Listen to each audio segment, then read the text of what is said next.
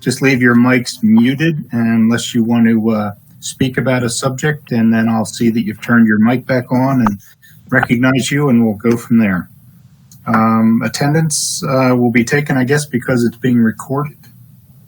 And I have nothing for my report. Any changes to the agenda, additions by anyone? Okay. Seeing none, hearing none. The agenda is then accepted as is. Lou, you did the report written last month? Yes, I did. There were no comments or complaints. Okay, that's always good. You can handle the report again this month for us? Yes, sir. Okay, thank you very much for that service. Staff updates, Dave and Jim. I'll begin if that's okay. Good morning, everyone. Morning. I have a few things this morning. One is you may have noticed that there's nothing written in follow-up today, but we did listen to you, and we have a presentation today regarding the effects of COVID on our contractors and the people who are in our buildings in this hard time of this pandemic. That will be presented today by Holly and David Dolan. I also wanted to thank you for your participation in the review of our documents. It resulted in 12 pages of inquiries and responses and of a very technical nature. And we really appreciate the thoroughness with which you are reviewing our documents.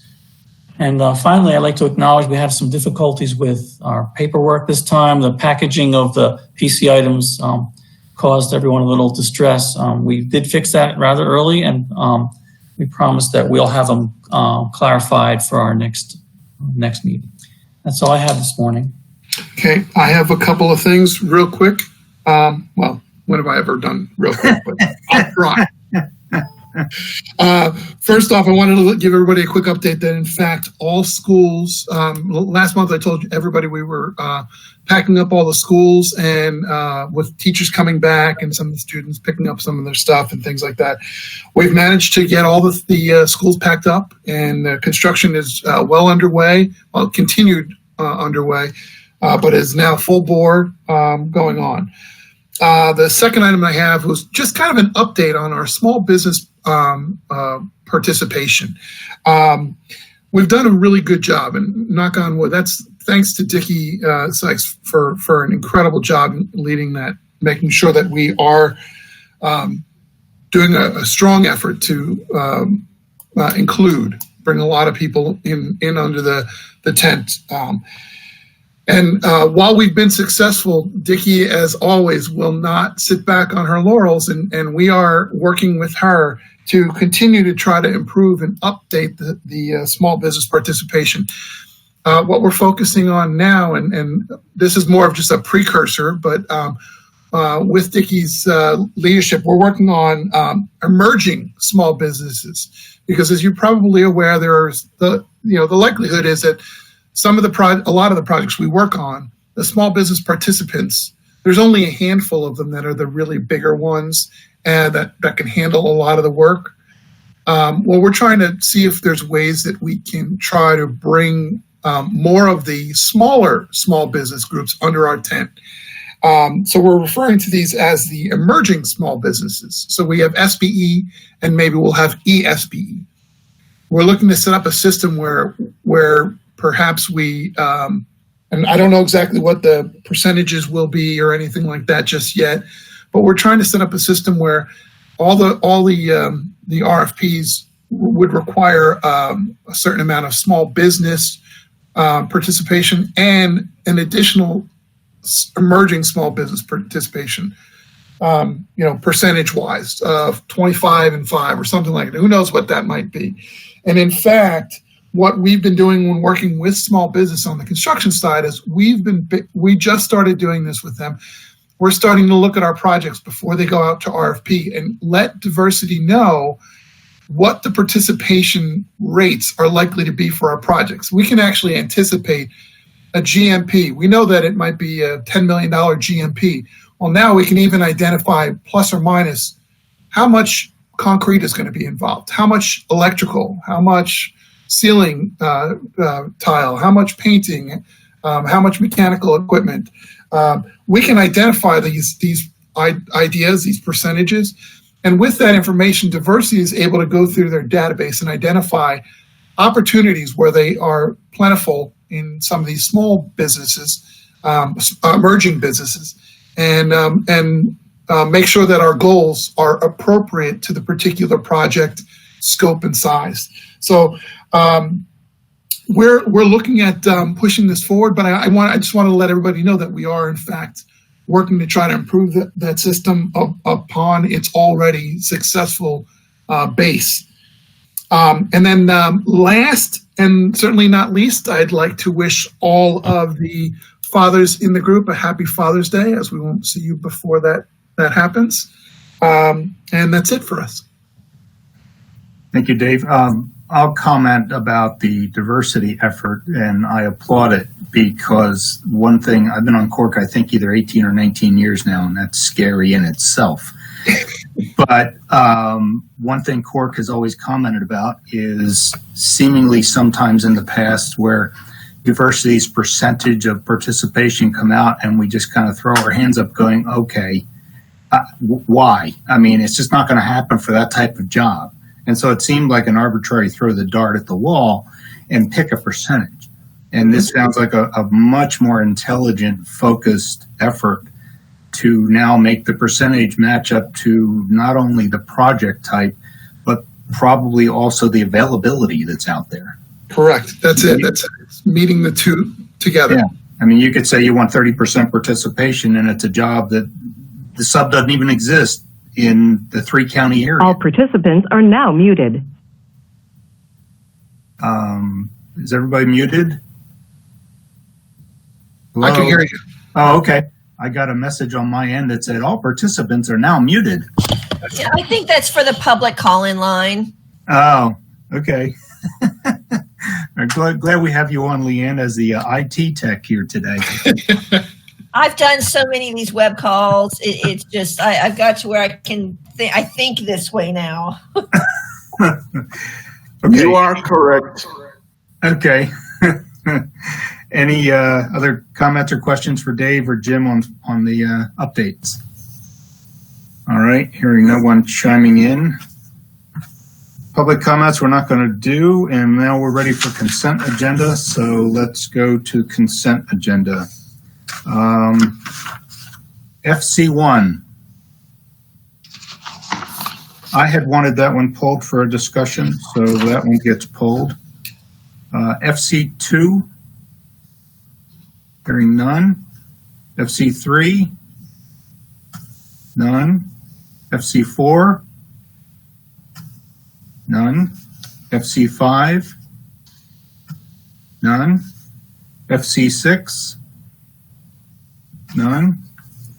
FC7. Mr. Porter, Yes. I believe I saw Mr. Shannon trying to get your attention. Sam, can you unmute your mic, please?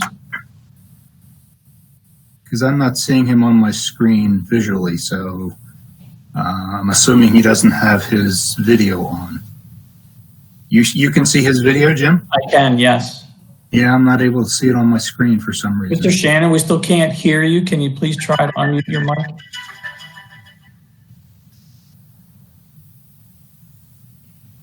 You there, Sam? He's probably trying. Yes.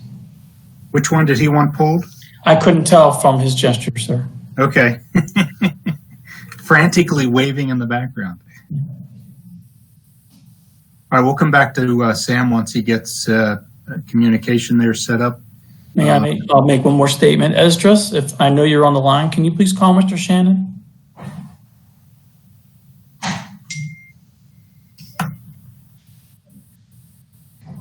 Okay, David. Okay, FC7, I wanted that pulled. Anyone else? Okay. FC8. All right, that's accepted. We'll come back to Sam to pull any that he wants as soon as he gets connected. Okay. PC1. Not hearing anyone. And again, I can't see everyone on my screen for some reason. Let's see if I do this. Nope, that doesn't help either. So unmute your mic. His mic is muted. It needs to be unmuted. Is that for Sam? Yes. Okay. Yes. Okay. So since I can't see everyone, don't raise hands or anything because I can't see you to know you want something pulled. Unmute your mic and holler out. PC2. I wanted that pulled. PC3. Okay, I wanted that pulled. Anyone else? PC4. Accepted. PC5. I also wanted that pulled. Mr. Porter, Yes, can I interrupt for a quick second? please. Mr. Shannon, you can type your question or your issue into the chat if you want, because we still can't hear you.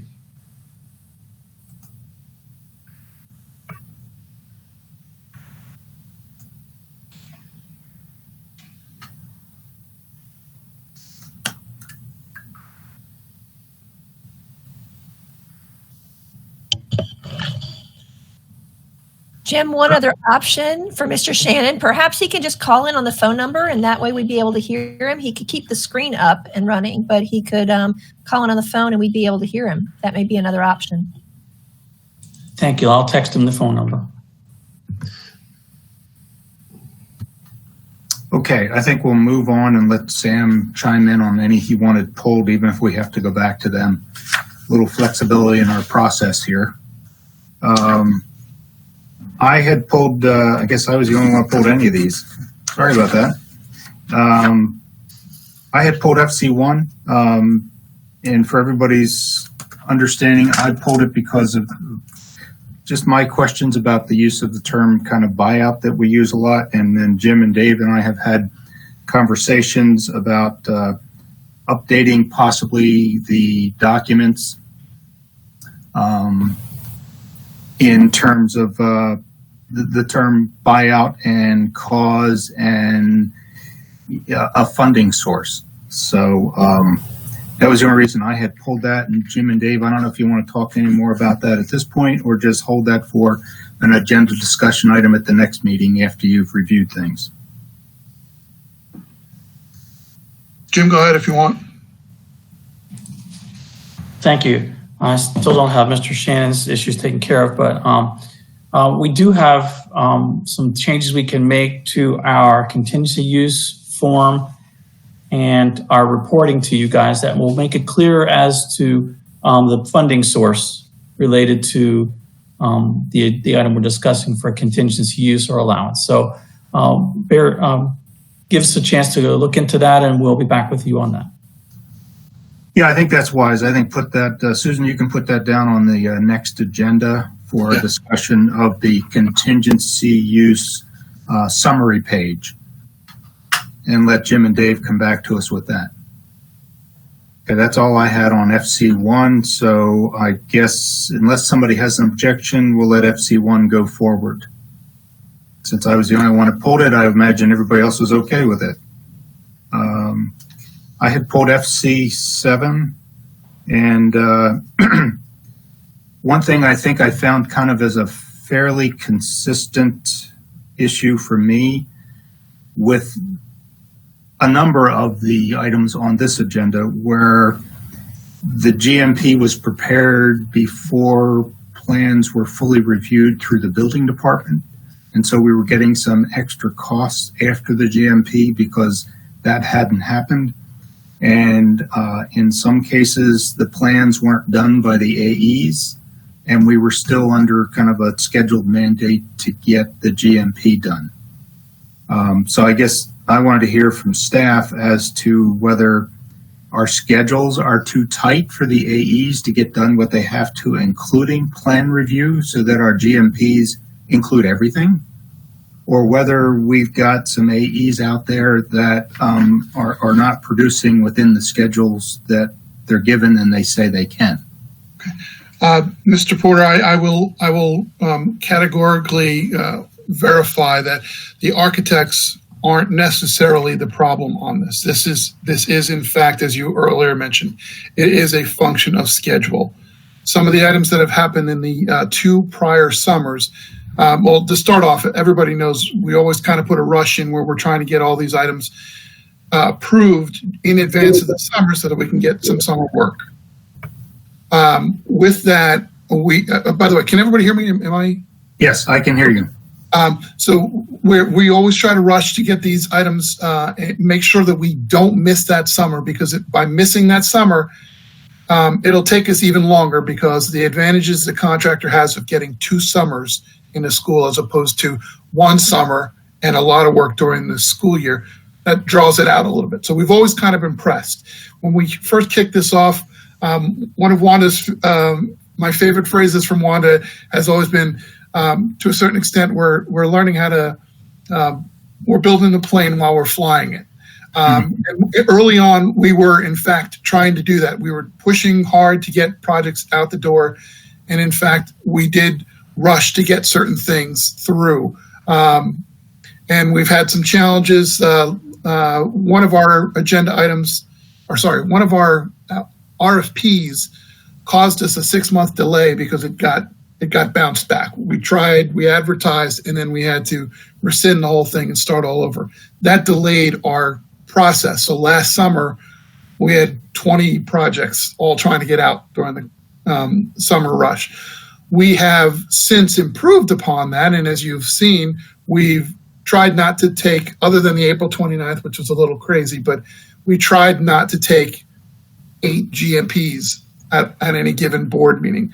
So we are trying to distribute our schedule out better, and we are continuing to improve that. That's why our RFPs are happening earlier in the year, so that we have enough time to design, permit, get the final GMP, and still have more than enough time to get to the board and be ready for construction at the start of June. But we're getting better at that. We've dramatically improved our process for that. That maybe on the summary pages, so that it at least eliminates a question I might have and maybe others have, is tell us in one line that it was not the AE's delay. They met their schedule, and it was because we had a summer deadline to get the GMP done prior to permit issuance. Absolutely. We will. That one-liner will clear up any future questions I've got to know whether I should be voting for that architect on the next selection committee, or right, that they were the holdup, or that there were so many comments coming from the building department that get $1 million change order. Right. And this really was not anything. This wasn't the building department. They've done, again, I'm giving them the pat on the back. They've done an incredible job over the course of the last 3 summers of helping us to get these things permitted as quickly as possible and keeping us on task. They really have. So it's not anything the building department's necessarily done, nor is it the architects. It was a function of our scheduling being tight and trying to make sure we get an approved contract, notice to proceed, authorizing these guys to work, for the summer. Michael, we will do that going forward. Absolutely. Okay. Michael, you got a question? Michael Gelfand texted that he had a question. Mr. Gelfand, please unmute your mic. Unmute your mic, Michael, because we can't see you or hear you. Huh. What's going on this morning here? Michael, you out there?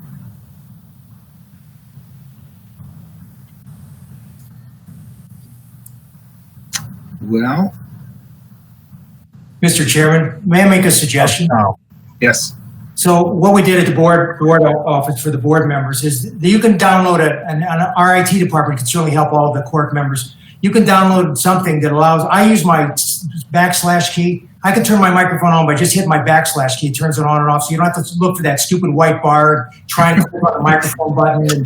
And that's an aggravation for everybody, including the board members. So there's a way to do that. So if you want to contact SAN or have Joyce Edison contact SAN in the IT department, they can help all the CORC members put that on their machine so that they can use a key on the keyboard to turn it on and off. Yeah, I might suggest that they just go through Susan. She can email it to all the CORC members as to whatever link there might be for us to learn about that.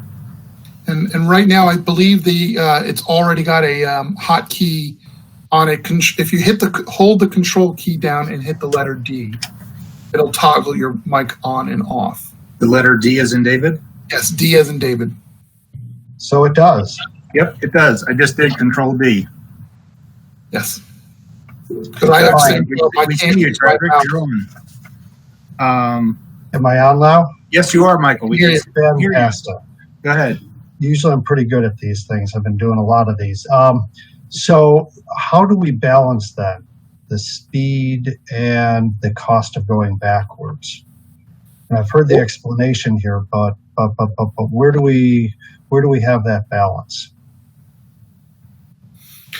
Well, what I can validate is the items that we've brought forth as change orders were items that I had identified immediately after the execution, because usually the comments came out and we were able to make the adjustments very quickly.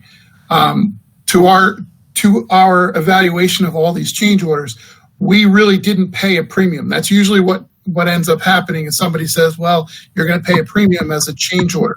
And in fact, all the items that we've been referring to, we were adamant that we were making sure we were getting the valued price. So in fact, it's as though the cost included in the change order would have been paid straight fee in the GMP had it been included originally. I'm sorry, I probably confused it, but we're not paying any extra on the change order. We're not paying a premium. We're not paying a premium to get that work done after the GMP's done. Correct. It's just, okay. And it's not like we waited until late in the process. We knew immediately right after the GMP was approved by the board, here were the comments, here were the revisions, here were the additional costs, and we could validate that all of these costs were straight costs, not any premiums. Right, question I then have is, let's say an architect finishes the plans, the GMP gets set, and then the building department basically bleeds all over the plans because they're poorly prepared, they were rushed, and the building department comes up with just a laundry list of stuff that's now going to be extra cost. Is that going to appear on PPEs? It would, but knock on wood, we don't let it get that far. We've obviously done, with the building department, we've done a series of reviews prior to the 100% plans. The 100% plans is what the GMP is based on, and the building department has already reviewed the 50% CDs, the 95% CDs. So oftentimes there are virtually no comments on that application. I did it's not not realize. like it's the first time the building department sees it. They usually see it well in advance, many times over. So they may well have kicked the architect previously and said, horrible set of plans, fix them. But usually at the end, at this point where we're making these final adjustments, it's not because they did a bad job with the plans. The comments are usually pretty minimal. I didn't realize that. I thought it was just a one-time shot for the building department when the architect says, okay, I think I'm done. That's one of the things we've actually done to improve our process what I was referring to earlier, is we actually have somebody from the building department as in the review, in the plan development, so that when comments come up during their plan reviews, the internal contractor, the architect contractor meetings, we have Patrick in the meetings with them to offer up some suggestions and weigh in on some of these things. It's the building department does play an active role in our design process all the way through. It's not that they see everything at the end. Good. Okay. I didn't have anything else on FC7. I pulled it. Does anyone else have any issues with that? Not seeing any or hearing any, then we'll assume FC7 is acceptable. And the PC2 that I pulled,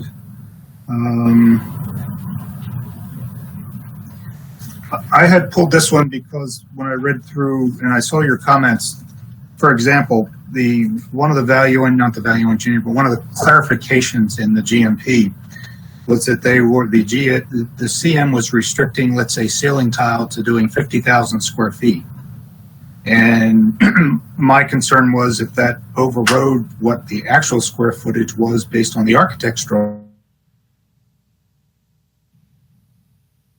because the contractor is saying, I'm doing 50,000. That's what you're giving me for a budget. So the explanation came back that I understand that we're value engineering some stuff and saying, okay, we can afford 50,000. What I want to make sure we're still doing, though, is that the contract documents from the architect are somehow getting modified to show where that's going to go, because the contract documents from the architect still is the contract. So you may end up having a conflict with the GMP that's under the CM contract, but part of the CM contract is still the drawings and specs. So how are we adjusting the two that the contract drawings are then matching up with any value engineering restrictions of quantities? I don't know if I can have my team respond to that. Virgil, I don't know if you're on the call to be able to respond to how we adjust that. Because I guess the bottom line is they all need to relate and they all need to match up, or you set up an immediate conflict.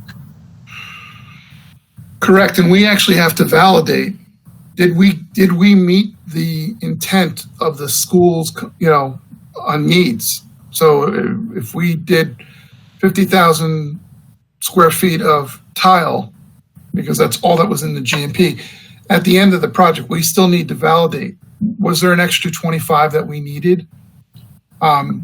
Depending on how much money is left in contingency, that might be one of those items that you're referring to where we say, all right, there's an extra $20,000 in contingency that we can put towards addressing that at the end. But if not, then we still have to itemize it. We have to make sure that we keep maintaining the list of those things that weren't able to be completed, whether they be +5.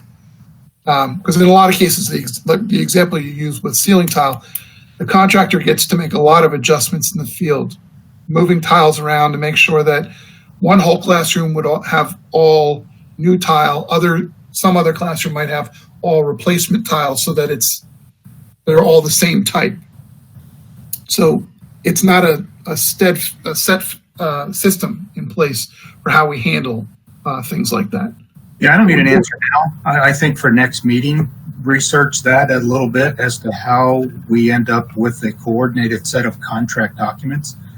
Because as you know, the contract documents are the CM's contract, the GMP, the architect's drawings, and that all kind of has to marriage together. So if you're still going to construction with the architect's drawings showing 100,000 square feet of ceiling tile, but yet you couldn't budget for that much in the GMP process, I'm just wondering if the GMP then has the legal right to override what is already shown on a drawing. Hey, I tried to unmute. Can you hear me now? Yes. There we go. This is Virgil? Yeah. Okay, kind of some answer to the question. One of the things that we have to do with these VE adjustments that were made to the GMP is the CMs and the SPAs and the architects, along with building code services, are having discussions about having the architect do what we call conformed documents, which will revise the drawings to reflect the scope that's actually moving forward in the approved GMP. Okay, that seems to answer the question that the drawings are getting modified to match up with the GMP. By the way, I'm sorry.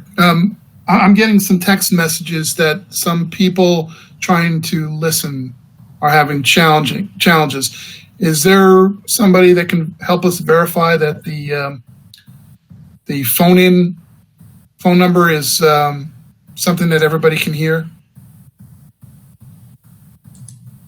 Mark or Raymond, can you please check into that? Please. And my apologies. I can't see what's on the screen. I'm only I'm the one who's sharing, so I only see what's the shared document. Well, I'll keep moving then because that was PC2. I was the only one who pulled it, and that answered my question that we are updating drawings to then match up with GMP considerations. So I'm okay with that. I was the only one who pulled it, so I'm assuming we don't have anybody else that's got objections to PC2. If you do, I guess you can type in chat. We've got a bunch of chat items at this point. It looks like it's about sound and not necessarily about the questions. Right, that's what I'm getting, text messages from outside people. Okay.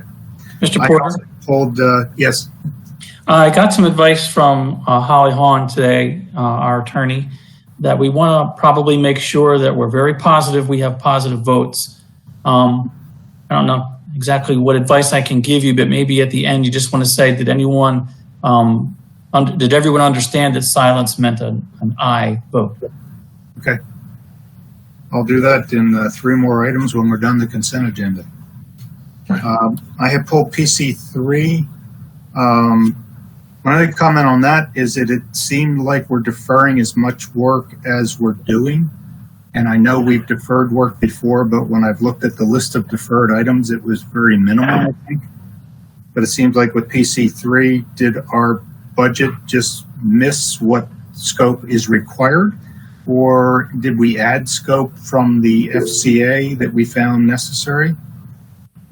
Virgil, could you weigh in on this one? I know we talked about this. So. Yeah, on PC3, which is Starlight Cove, the initial GMP that came in that included all of the scope was a little more than $2 million over the available budget.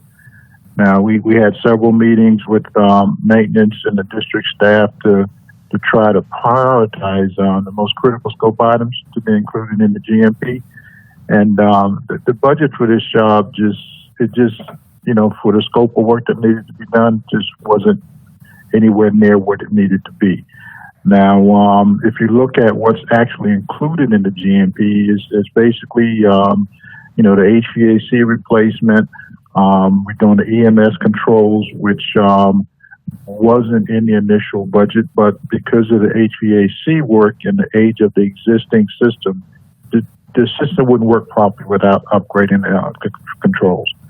So we have to make some real tough decisions about what work to take out of this project. And the area manager, Kester, along with Craig and Stacy, they were all on board with making those difficult decisions on what move forward for this project. Right. I saw the responses and I was okay with those. And it does seem like the budget was just lower than what the real cost is coming in at. Correct. And we're just finding that with a lot of jobs anyway. It might be helpful, at least for me and maybe for somebody else, where Virgil mentioned that the actual real scope came in about $2 million over the budget. I don't know. I mean, that's obviously been publicly disclosed. I'd like to know that. I think, I don't need a real number. Mm-hmm. But when you do the summary page and you tell us why we're cutting the scope back and why these things are getting deferred, I think it'd be nice to know. I mean, that answer of it being $2 million over the budget just tells me immediately that our intended scope exceeded the dollars. Our intended scope exceeded the dollars that we have in the budget, and we don't have the extra money right now. Again, I'm not looking for a real exact number of, 2,143,000, yada, yada, yada. But at least to me, I'd like to know, was it $5 over, $2 million over? So absolutely up to you whether that's something that you want to tell us about or not. Again, that's something we can update. As a matter of fact, what you're referring to, Virgil and I go through for all these agenda items. We identify the items that we've specifically omitted in the agenda item. We go through the details of making sure we've classified what items we had to pull. So we put those down so everybody is aware these are things we had to pull. No reason that we can't update it and identify what the overall project value would have been or what the gap would be. going forward. Yep. Michael, did you have something? I saw you just came back on the screen. No? Okay, very good. Dave? Yes. Yes, sir. As a general comment, since we're doing virtual meetings, we send in our written comments and they get answered and we got a 12-page response. So it sounds like we're rubber stamping everything. In reality, we're doing probably more intensively reviewing it than we do at the regular meetings. So I didn't want anyone to get the false idea that we just said everything is okay. There were a lot of written communications that documented our concerns, and Jim did an excellent job in supplying the responses. Yeah, I agree with that. I think I put a short note on that in the summary report. And while I'm on the phone, one other comment. It would have helped if they'd given us the age when Starlight Cove was originally built. Considering the age, you would normally have expected to have replaced the whole air conditioning system. So the age of the school was pretty old, and I wasn't surprised at the number. We probably underestimated what we needed to do. Okay. And I'll add that our FCA study was not done school by school. It was an example elementary school, an example middle school that we studied, an example high school. Right. And from those detailed reviews of those particular example schools that were just kind of handpicked, all elementary schools, middle schools, and high schools were then based accordingly on that same value gauge. That's a good exam. That's a good understanding, because Starlight would have probably been on the bottom from an age and wear and use type of thing. Yeah. Okay, good point. I'll wait till we get to the end and see if there's any objections. That was PC3. The only other one I pulled was PC5, and I actually pulled that for a good reason, because we usually never get to see the construction drawings on a job, and the GMP by Hatcher actually included the construction drawings. I thought his GMP was very well prepared, and actually including the drawings. I hadn't seen drawings like that before, but they were really well done and well organized. So it was nice to see that. And I was on that selection committee for the Jupiter High School moving the modulars, and I was amazed that Column A, because they're not a huge firm, got all of those drawing sheets done that quickly. Yep. They weren't hired that long ago. Dave, you're saying documents, right? Go ahead, Lou. You're saying those were all computer-generated drawings. Well, yeah, that's all anybody does anymore. If you're doing manual drawings, they were hand-drawn. So it was an interesting change of approach. Well, I've been doing this long enough that I started manual drafting, and then when CAD came out in '85, I got my first CAD system. $25,000 computer system at the time that now can be bought for $2,500. So anyway, okay, that was PC5. I was the only one that pulled that. So I will make one question for everybody. Hey, yes. It's John Cheshire. Yes, sir. See, I had the question, I had written in the question about builder's risk. Could we hear from staff on why the contractor is not providing builder's risk insurance anymore? Builder's risk policy. The contract says builder's risk is required. The school district, our risk management department, had evaluated some of the builder's risk policies and the premiums that we were paying on them on previous jobs, and had identified that we were probably paying more than we really should have, because the contractors are acquiring these policies, a one-off policy, one time only. What risk management went further is to see if the school district can get a better price. And in fact, we're getting a dramatically better price than what we were offered by all the contractors. So we are now getting builder's risk and floater policies for all of the projects going forward. We're in a transition phase right now where we just started this in the last month or so. And this was one of the ones where, as you saw, we did not put in the notation. We told the contractor, don't get it, we're going to get it. We're going to update this contract next month with that stipulation that the district will be getting the builder's risk. Okay, that's fine. I just hadn't noticed that in all the clarifications that the contractors have been providing. I would think they would want to clarify that builder's risk insurance is by the school district. I just want to make sure somebody is providing the builder's risk. Yes, and we are, and risk management even evaluates now our scopes. That's part of our process that we've been changing is we report to them what the contractor's working on, what type of work, so that they can determine whether or not is it just a floater or does it require the full or builder's risk policy. Either way, we're giving them the information, they can identify the quote, and we budget for that builder's risk or floater policy in our project budget already. Yeah, the only concern I have about the district providing it is the contractor may want to take advantage of it. Yes. Let's say somebody steals a generator from the job site. If he was providing the builder's risk insurance, he may not file a claim for that. But if the district is, he says, well, why not? I'm going to file a claim and see if I can get my generator back from the district. So I appreciate that. As a matter of fact, I felt the same way. In our discussions with risk management, we kind of went over some of the potential hazards, the pitfalls that might befall us. Yeah. And so this is I guess if you want to call it a pilot program, but we're working it now and we're going to see how, if it continues to work successfully. If it's a problem, we'll go back to making the contractor responsible for it. It might cost us a little bit more, but if it's going to be more manpower hours to maintain this ourselves, it may not be worth it. Okay. Thank you, David. Yep. Michael.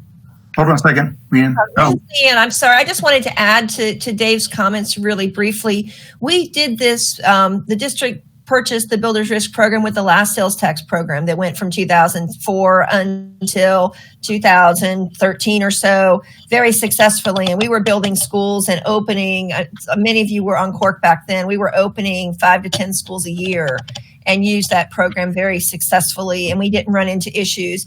Times are different. We certainly need to monitor it, but we have done this before with the same people in risk management. That hasn't changed. So we're pretty confident that's going to work, but those points that you brought up are very valid, and it's something we'll need to continue to monitor. Yep. Okay. Michael Gelfand. Yeah, thank you, Leanne, for giving the history on it. It did work well in the past. One of the items, though, looking at the language that we have written in, is that the district is going to be responsible for any type of deductible or exclusion, it would appear.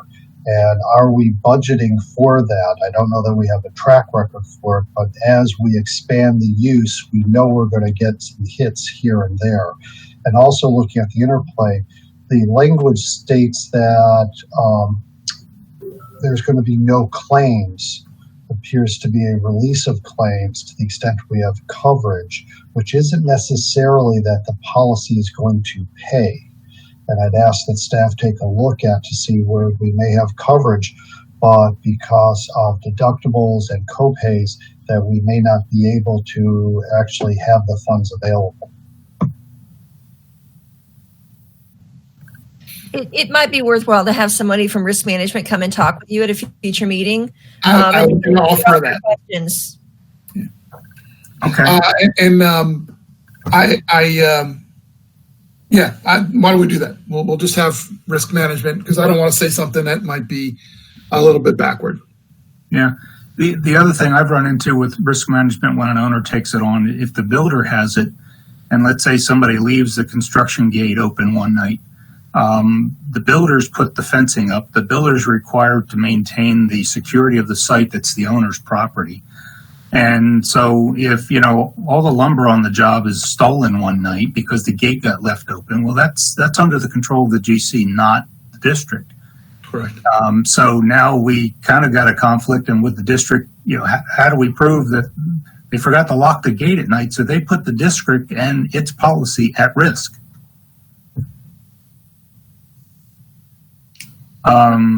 Hasn't happened, fortunately, and that we've had a history with that. But again, if we start getting that, contractor finds he underbid something and figures, how am I going to get a little insurance coverage here? So So we'll have to monitor it, and obviously we can change it if we find that we get a couple of issues. Yeah, and we appreciate that this is a different model than the previous program. We're spending almost $1 billion in deferred maintenance type work as opposed to new construction type work. So it might lead to a different outcome. So as I said, we'll monitor it, but if it's okay, we'll put it on follow up and see if we can get Don Noel from Risk Management to come in to answer questions. And we can continue this discussion. Mr. Chair, you're such a cynic. Is there any way I could get a copy of whatever the document is, just so I can use whatever insurance defense background I have? Certainly, and if you're referring to the language, we've modified most of the other contracts that we will do on this one. Last month and the month before, there were a number of GMPs that actually had that right in the GMP amendment. It's the first 4 pages of the attached document has it, and it's the only thing that's changed. Yeah, but I would think Tom is also asking for maybe a copy of the actual builder's risk policy to know what it's covering, because that's kind of his forte in the legal world. Okay. Again, I'll work with risk management on. Yeah, I think that, and if you can send just those pages out of the contract that deals with the builder's risk, get those to Tom, because he would be our expert in that field to come back with horror stories that he has run through. Okay. Okay, I'm going back to consent agenda only because to make sure that we are all in agreement with everything moving forward. So either text into the chat window or unmute your mic and say if you have any objections.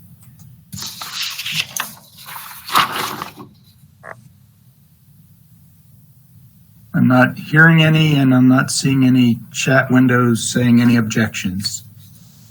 So we're going to assume that the consent agenda is accepted by all members unanimously. And may I add that you have a full meeting today. All 12 members are present. Good. Okay. We are done consent. Moving down the list. I guess we're down to the FCA work update. Okay. This is very similar. So forgive me if I go a lot faster than your eyes might follow. This report is on the board docs site. So you're welcome to follow through on it, and it also mimics the same type of report that I present each month. So I'll try to go through it as quickly as I can because it's quite a number of slides. These are the same updates we present every month on the revenues. You can see our diversity participation down the bottom. Then this slide is an exact replication of last month's. The upcoming solicitations. There's a number of facility renewals coming up, as well as a few bigger projects. The GMPs have changed slightly from last month. Last month, we told you this month we were going to bring in a ton in July. Now we've split some of it up so that we've got some are coming in July and some are coming in August. And that's based on our team working with the contractors and getting their bids in. Now, as a word of support, I've heard recently from some of the contractors that the projects that they're putting out to bid, they're getting pretty good coverage from on a lot of their bid packages. So it's a good sign that people are interested. So hopefully it'll help us going forward. Next slide is, did I skip one? Okay. Again, you're welcome to read these. These are what we're putting together to go out. The next projects up. This slide is the projects that are currently in design. O is pretty far along on the design. Delray Full Service Center is. I mentioned to everyone previously, sometime in the near future, I might do a separate slide presentation just to introduce each of you to a couple of the projects that are in design so that you can see which way they're going. I'm sure those of you who might be interested in what the new high school is starting to look like. So I will do that in the near future. I'm going to work with Angel to try to piece together a little presentation on that. Facility renewals. The ones I'm citing here are some of the ones that we really just started this past year and are in full swing on. There's 5 of them. Spady continues on. Okeechobee is getting some new HVAC. David? Yes. I'm sorry. Are you projecting this as a presentation? Is it not coming on? It should be a PDF. Are you all seeing? I'm just seeing it as another person on the screen. It's not filling out full screen. Right, I don't see it either. Okay, let me try it. Now I see Anna, just Anna in your block, I think.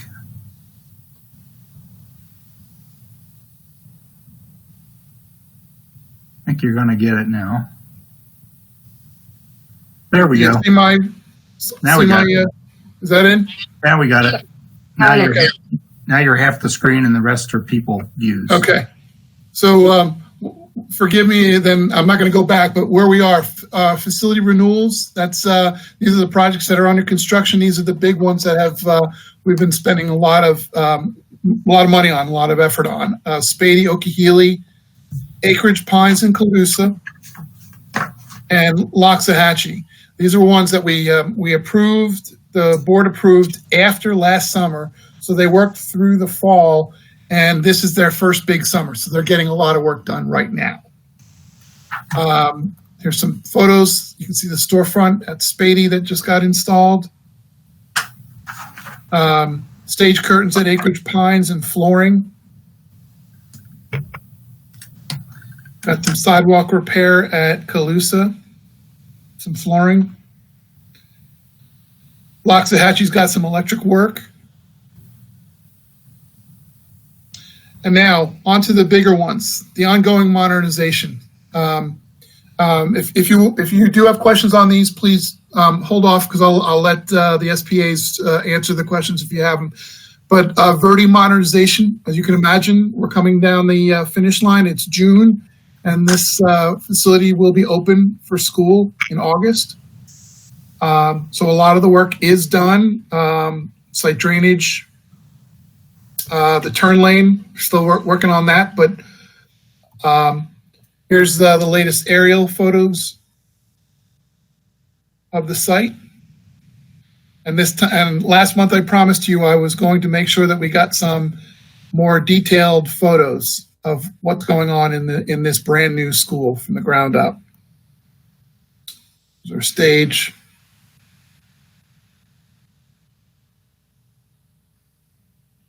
Main office area, courtyard. Okay, Odyssey, South Tech at Odyssey. Again, another school that the modernization, which was the garage bays, that's well underway and should be done shortly. And all the facility renewal work that's going on in the main campus continues and will be done by August for the start of school. Here's the kitchen equipment that's being delivered at for the South Tech project. And to the right is the an exterior picture of that new garage bay building. Inside from the garage, and there's a lot of cubicle work that goes into these stations, modular furniture. Adult Ed, also another project from the ground up that Glenn's quite busy. He's got Verde and he's got Adult Ed. So this is another project that is coming to completion.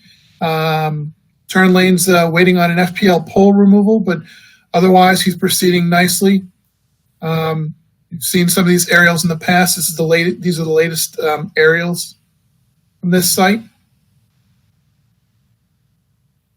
And some interior photos of what's going on in this new school.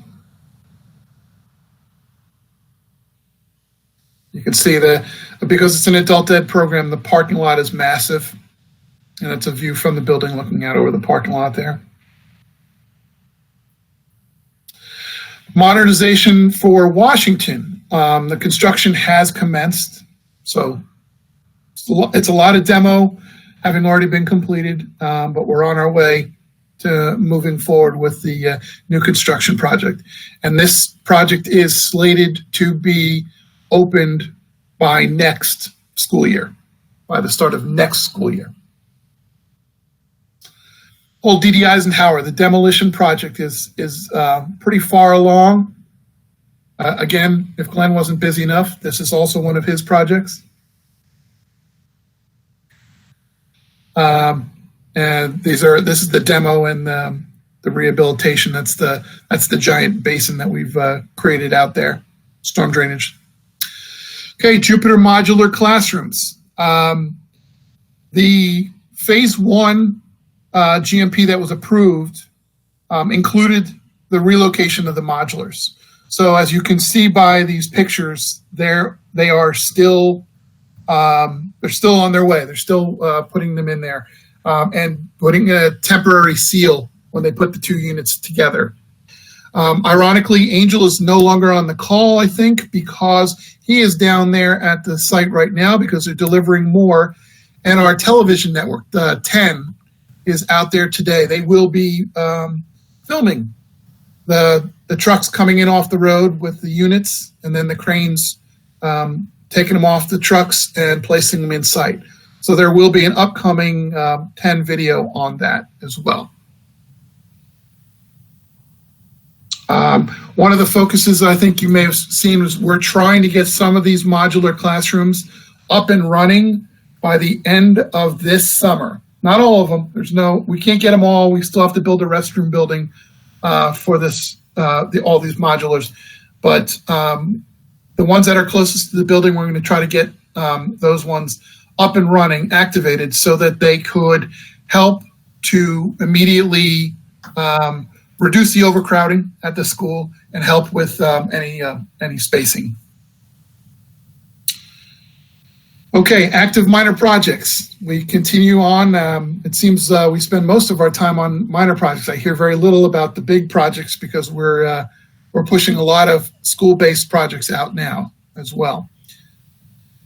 Security projects. We continue on. We're about to send those 10 GMP for the single point of entry project. So those will be worked on this summer and hopefully be done on or around the beginning of the new school year for the 10 single points. And I think that is it. Are there any questions? Yeah, I had some, Dave. On all the flooring projects we've been doing, have we run into any other slab moisture issues like we had out in the glades that incurred like $100,000 change order to put down Ardex? No, we've actually had testing done on all these, and we have not had anything come back on us that would warrant any sort of remediation. Okay. I'm wondering if that really was a glades-related issue because of the moisture content in the soil in the glades. Yeah, I wouldn't want to speculate, but it seems that would be a logical conclusion anyway. Washington Elementary, does that have a holding school someplace where those students are now going to be for the next year? Yes. Well, actually, Washington, the students at the start of this past school year, we moved, Angel, this is Angel's project.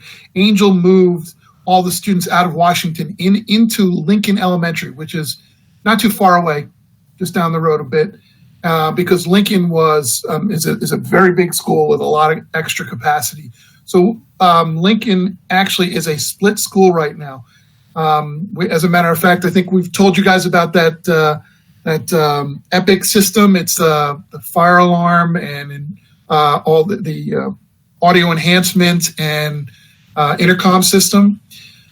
We're using EPIC at that school in order to be able to separate those two school systems. You know, the Washington has their own school with their own principal, their own staff, and Lincoln has the same. The only thing I think they share is the cafeteria, and there is in fact a dividing wall at Lincoln for the cafeteria. So the Washington and the Lincoln kids will eat on the Lincoln side.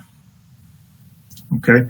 Last question I had, Eisenhower, is that planned to be done by school start?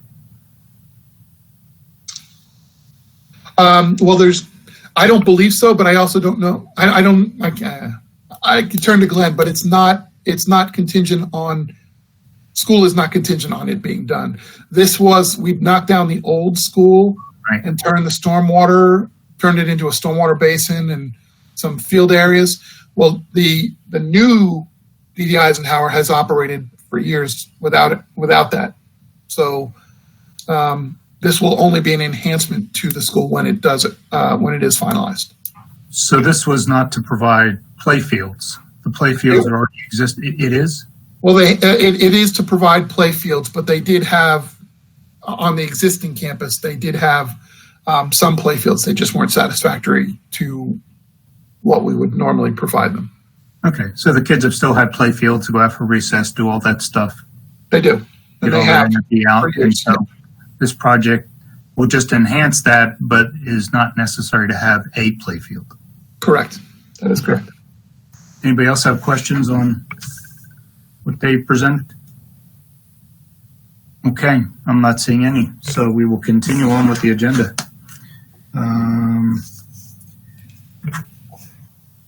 Follow-up. We didn't have any follow-up, did we?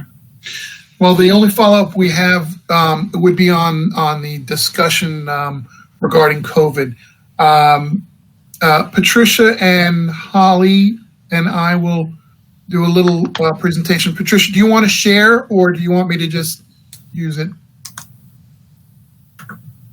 Either way, you or I can do it. I'm prepared to present now if you'd like. Go ahead. I just dropped off. So. Okay.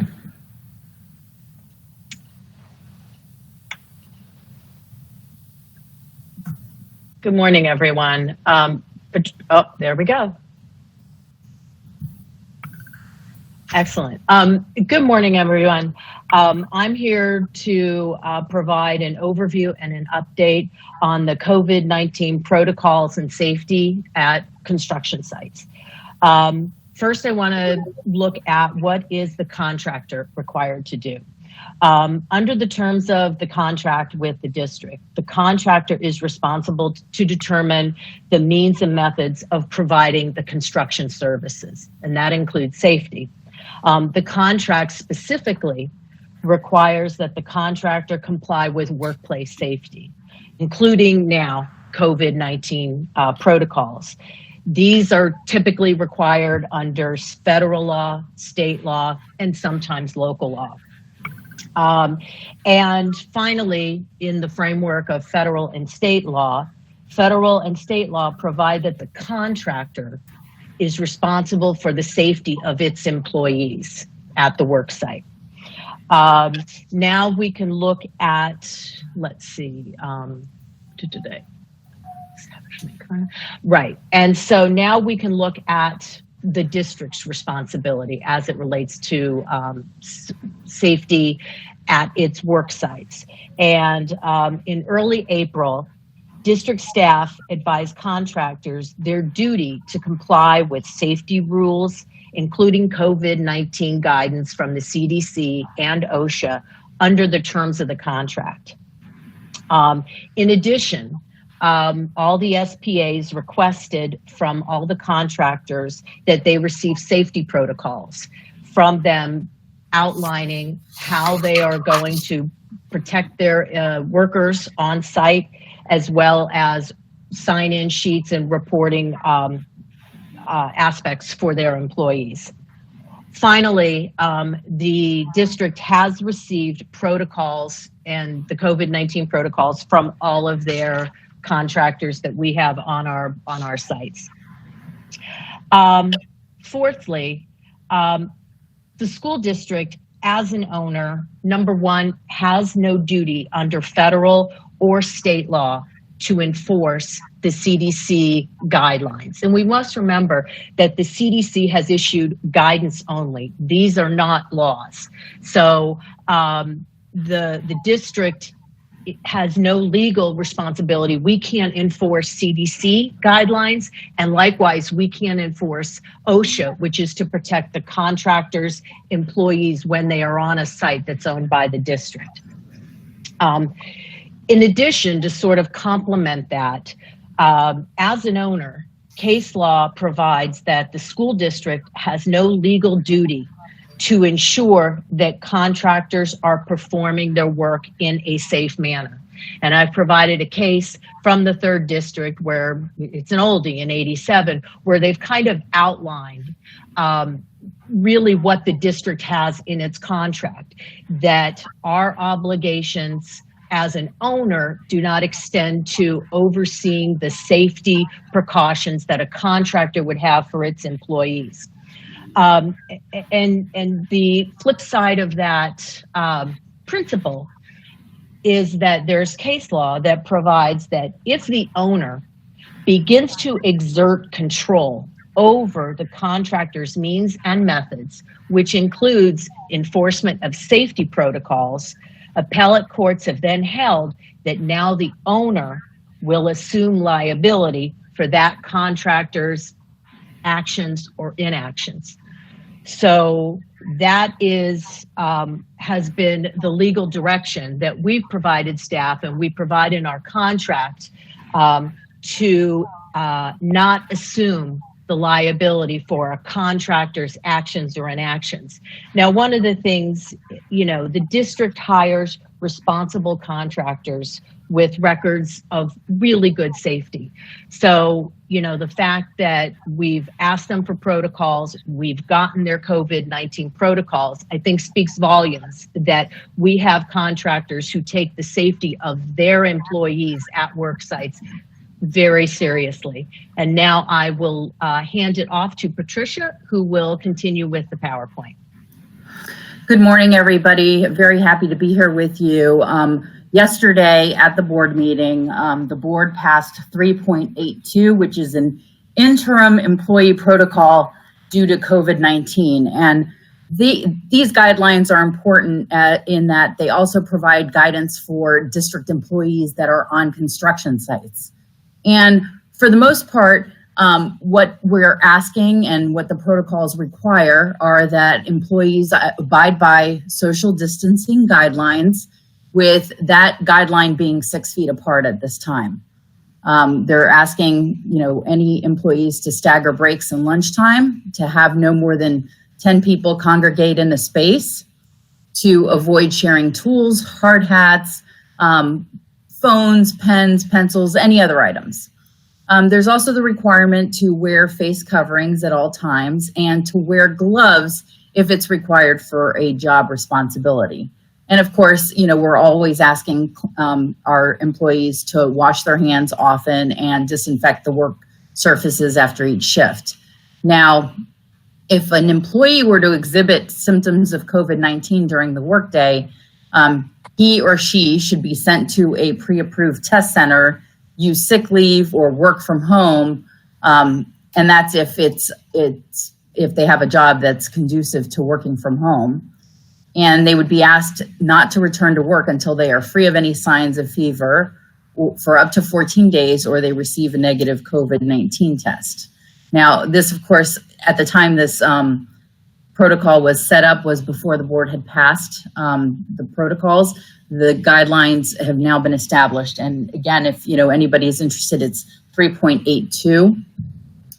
Now, what should employees do if they test positive for COVID-19? The district is requiring employees to self-report a positive COVID-19 test to their immediate supervisor within 24 hours of receiving the result. Any employee who tests positive is required to take appropriate leave, follow up with the supervisor every 3 days until such time as they receive a negative test for the virus. That's when they can return to work. Any employee who contracts COVID-19 must immediately provide his or her supervisor with a list of every coworker with whom they've been in close contact. And close contact here is 6 feet. District facilities, they also want a list of the district facilities they visited and any vehicles that have been used in the prior 2 weeks. And that's so that there can be some contact tracing done. Of course, the district and any of its supervisors and employees cannot reveal the names of the affected employees, but coworkers would be notified of the potential exposure. And the supervisor would also alert facilities for the need for enhanced cleaning. Now, the failure to follow any of the directives could be considered insubordination and result in disciplinary action. So we'll go ahead and let David Dolan talk about what's going on district work sites for general contractors. And again, some of this information has already been conveyed with Holly. So far, the general contractor, they have been required, as of, I have an email that I sent out on April 3rd to my staff and directing them to forward this information on to the contractors, which they did, requiring them to provide us a plan. First off, whenever we start any construction project, they are required to provide us their safety plan. Every contractor who's ever worked on a project knows all about safety plans and their protocols.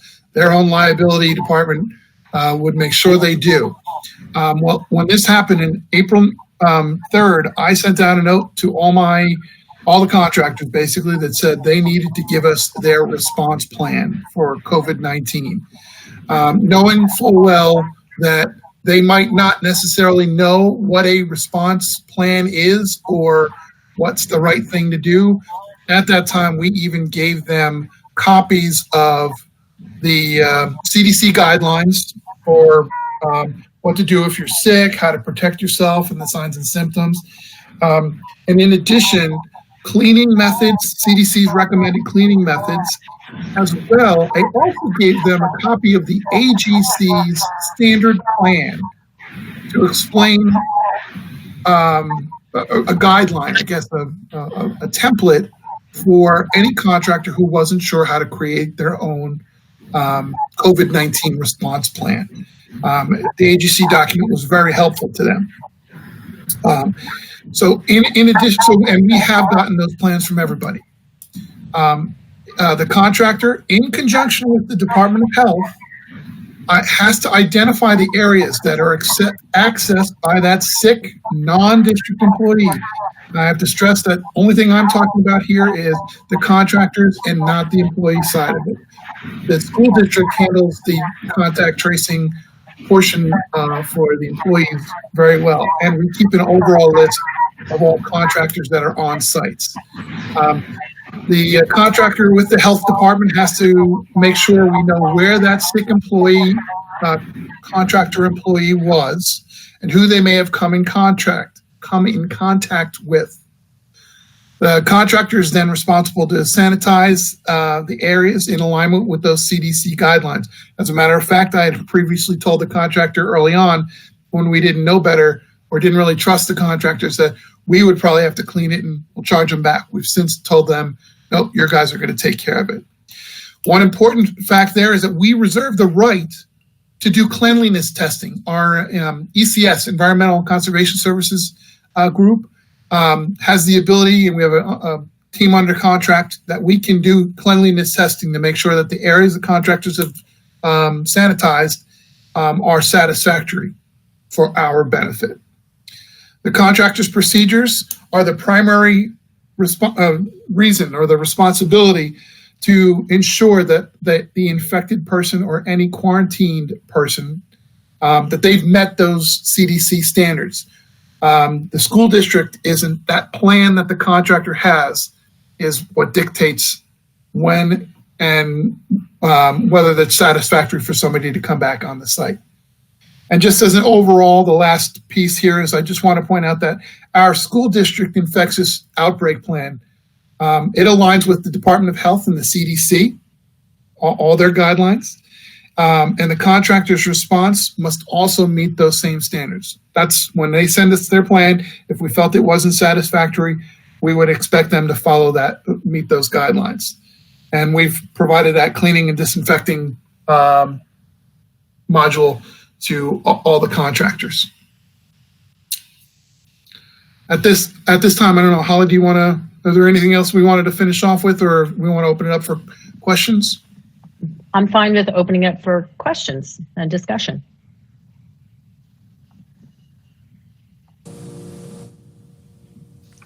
I have a question.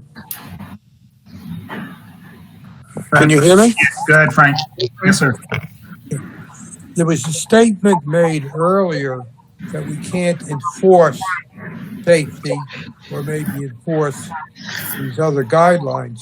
However, we do have report cards so that any contractor who is not cooperating with recommendations can certainly be noted in the report card system for future projects. Absolutely. Well, even prior to that, you're absolutely right, Frank. We if we found a contractor, and our SPAs are responsible for going out there and observing, and if they're not complying, if a contractor isn't complying with those standard CDC guidelines, our SPA is responsible. I made it clear to them they're responsible for telling the contractor, and we're now telling them you need to put it in writing, because I don't want to find out what we kept telling them verbally. If they're not complying, put it in writing. Tell the superintendent, tell the project manager, so that they know they've been put on notice. They must take care of this. If it continues to be a problem, well, then we'll have further discussions as necessary. And I don't want to speak to what those responses would be, but we will be vigilant. We just can't insist. We can tell them, hey guys, you're supposed to be wearing masks, and we've noticed a number of guys that aren't. Please make sure they comply. If they continue to fail, then yes, we will take it up a step. I think that's valid. It wouldn't be any different than if a contractor's out there digging a ditch and doesn't have the right trench control methods and continues doing that. It's not our job to tell him how to do it, because that's into means and methods. But as an owner, we are allowed to then say, that's an unsafe condition, continue that, and you will be an ex-contractor. Yes. I run into the same thing as an architect when I go into a job site. I have to shut my mouth about something I might see that I think is unsafe, because the first time I open my mouth, I now bought the liability for having to do something about that. Mm-hmm. So, any other questions on the presentation? Nicely done. I'm glad we're now informed, and we have a plan in place, which you already knew you had in place. You now just told us about it. Yes. Thank you for affording us that opportunity. Yep. Okay, we will move on, since I'm not hearing any questions or any hands raised or any chat questions. Down to approval of the minutes. Anyone have issues with minutes? I'm not hearing anybody chime in. Yeah, I had a question. Yes, sir. I wanted to verify the attendance at this meeting.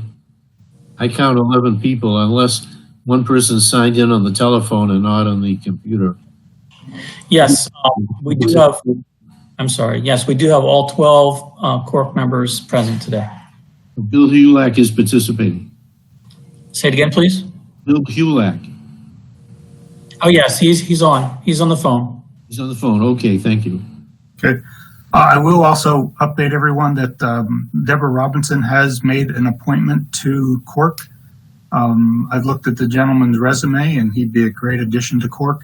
And right now he's not participating. He's been approved by the board because he's looking into a potential conflict of interest before he can kind of officially join us. So we may have a new member by next meeting, or maybe not. We'll see. All right, I think we've already mentioned setting things for the next agenda. You've got some risk management things, Dave, you can bring back. And Yep. We talked about the contingency designations to bring back.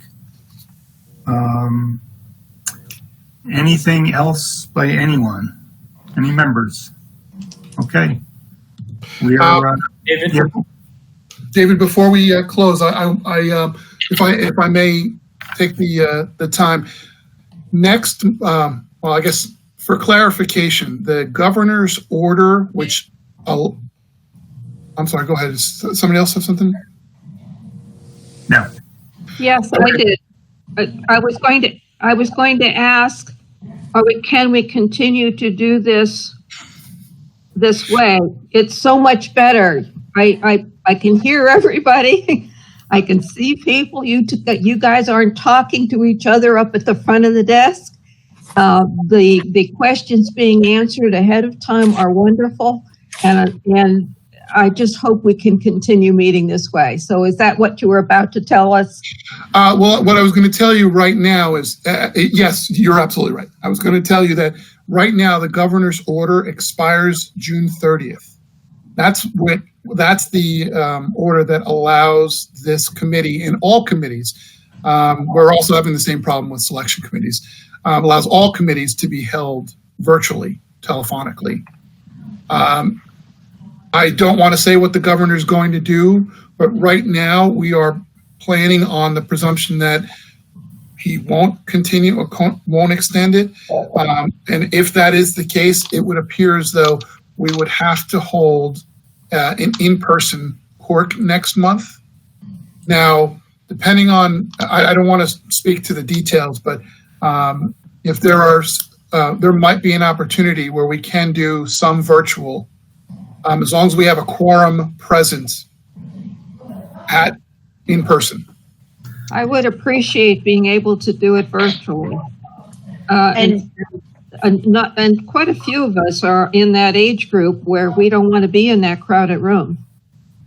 And just, Virginia, I am working closely with Bruce Harris. So we are monitoring this because the CORC policy does allow telephonic appearances. It's just right now, it would appear that unless the executive order is extended, a quorum would have to be face-to-face presence, and then the quorum could authorize people to appear telephonically. So that's kind of the framework that your policy has set up. However, however, the governor could extend the virtual quorum requirement, and we could continue, but we're on a to be continued status at this point. Does the please be sure to know that I will not attend in person, that I do want to do it telephonically. Yes. Jim Kennard, I guess maybe, is the room set up that it can take call-ins and? We can make it so, but we're also exploring larger venues. Yes. Ah, okay. If anybody's familiar with the Pew Center. Yes. Which is not far away from North County Support Center. It's not too far away. It's along the same lines. It has a middle school, isn't it? What's that? It's out behind one of the middle schools. It is, and I'm drawing a blank right now because I can see the whole image of it. But yes, and it has a much bigger open room where we could create that distancing and still allow for the appropriate public access. We may change how our format looks. Right now we do the horseshoe so that everybody can see each other. Maybe we'll have to change our format a little bit, but we'll see. And we are not going to be using the chamber for that meeting.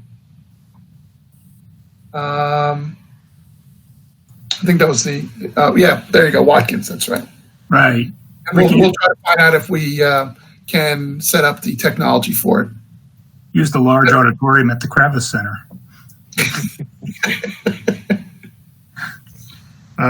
Okay. We're going to need golf carts to get everybody there.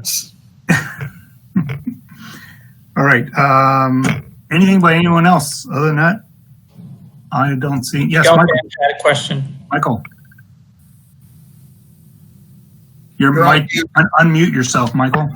Has there been any effort by the district, either on its own or in conjunction with other subdivisions, to petition the governor's office for an extension on that? Not to my knowledge. So one of the suggestions I would make is that we're not alone on this. Is in conjunction with the other school districts and the other political subdivisions, is asking the governor to extend, at least for those committees that are staffed by volunteers.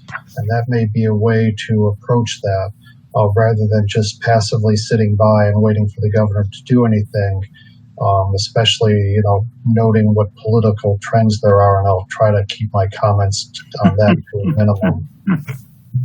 Thank you for the suggestion. May I suggest that the committee ask one of the representatives of its membership to write a message on behalf of you?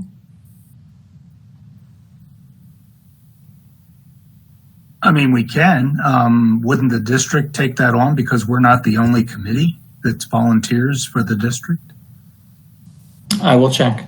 And I think Virginia has noted is that, and I think is the other committees that I've worked on and other political subdivisions, is that they primarily have retirees on them, which the governor's identified as at risk. And I would suggest joining in. The other school districts have this, and the towns and counties. It would appear that working in conjunction with the lobbying group for the counties and also the cities, those are very powerful groups. That should be something that you can whip up fairly quickly. Yeah, and I think if the request is to extend it for another 2 months, let's say through the end of August, then it can be revisited instead of making it forever. Okay, good point. I mean, if staff decides that they need somebody from a committee to write something, get back to me and I'll, draft something. Absolutely. But I would think that I don't think we need, the budget committee and the finance committee and CORC all to write individual letters. I agree with Michael. I think that there's enough cloud out there with, the School Board Association of Florida or, whatever, and the county associations, and the League of Cities and things like that, that they've all got volunteer committees at each of their, locations. So having letters from them would go a lot further than a single member from a volunteer committee. David? Yes, Frank. I just want to point out that any venue we go to, we have to be very concerned with sound, especially talk about going to a bigger space and more spread out. We have problems with the space we have now, and that's supposed to be upgraded, which will happen someday.